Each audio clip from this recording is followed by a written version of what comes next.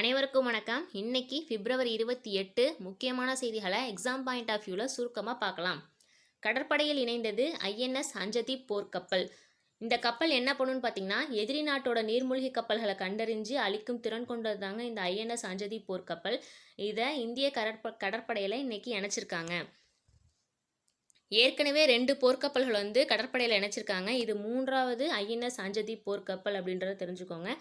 இந்திய கடற்படை தளபதியோட பேர் கொடுத்துருக்காங்க, அட்மிரல் தினேஷ் திரிபாதி அப்படின்றதையும் தெரிஞ்சுக்கோங்க. அடுத்து திருக்குறள் திருப்பணிகள் அப்படின்ற திட்டம் இருக்குங்க. இது எதுக்காகன்னு பார்த்தீங்கன்னா, திருக்குறளோட சிறப்பை உலகெங்கும் கொண்டு சேர்க்கவும் மக்களிடையே திருக்குறள் நெறிகளை பரப்புறதுக்கும் திருக்குறள் திருப்பணிகள் திட்டத்தை தமிழக அரசு செயல்படுத்தி வருகிறது. இதை எங்கே அறிவிச்சாங்க அப்படின்னா, கன்னியாகுமரி திருவள்ளுவர் சிலை வெள்ளி விழாவில் இந்த திட்டத்தை அறிவிச்சிருக்காங்கங்க. இப்படி ஒரு திட்டம் இருக்குது. இதோட நோக்கம் என்ன அப்படின்றத தெரிஞ்சுக்கோங்க.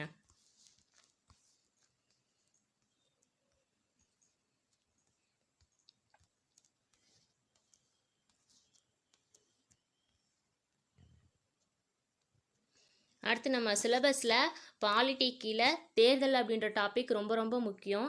இதில் கொடுத்துருக்காங்க என்னென்னு பாருங்கன்னா, வாக்குப்பதிவு வாக்கு எண்ணிக்கை விவரங்களை உடனுக்குடன் அறிய புதிய செயலி அறிமுகப்படுத்தியிருக்காங்க. அது என்ன அப்படின்னா,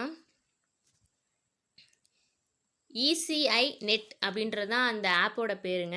இதோட அப்ரிவேஷன் என்னென்னா, election commission of India unified network அப்படின்றது தான் இதோட அப்ரிவேஷன். இதில் என்ன பண்ணலாம் அப்படின்னா, வாக்குப்பதிவு விவரங்கள் பதிவு செய்யப்படும். யார் வேண்டுமானாலும் இந்த செயலியை பதிவிறக்கம் செய்து தரவுகளை உடனுக்குடன் தெரிந்து கொள்ள முடியும். தேர்தல் தினத்தன்று மட்டுமல்ல, வாக்கு எண்ணிக்கையின் போது முடிவுகளை உடனுக்குடன் இந்த செயலி மூலம் தெரிந்து கொள்ள முடியும் அப்படின்னு சொல்கிறாங்க.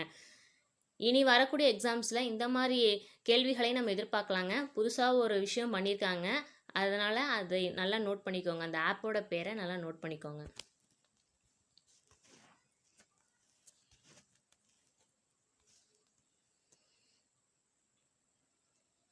இதில் பாருங்கள், மேலும் 8 சிவிங்கி புலிகள் இன்று இந்தியா வருகை, மொத்த எண்ணிக்கை 47ஆக உயர்கிறது அப்படின்னு சொல்லியிருக்காங்க. அதாவது ஆப்பிரிக்க நாடான போட்ஸ்வானாவிலிருந்து இந்தியாவுக்கு 8 சிவிங்கி புலிகள் கொண்டு வந்திருக்காங்க. இது மூலம் நாட்டில் சிவிங்கி புலிகளோட எண்ணிக்கை 47ஆக அதிகரிக்க உள்ளது அப்படின்னு சொல்லியிருக்காங்க. இந்த சிவிங்கி புலிகள் 70 வருஷத்துக்கு முன்னாடியே அழிஞ்சு போயிடுச்சான்.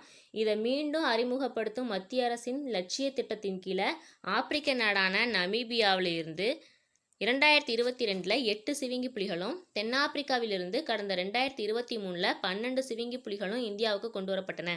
இதோட சிறப்பு என்னன்னு பார்த்தீங்கன்னா, உலகில் வேகமாக ஓடக்கூடிய விலங்கு அப்படின்ற சிறப்பு தாங்க இதோட இது. மத்திய பிரதேசத்தின் குனோ அப்படின்ற தேசிய பூங்காவில் தான் இதை விட்டுருக்காங்க.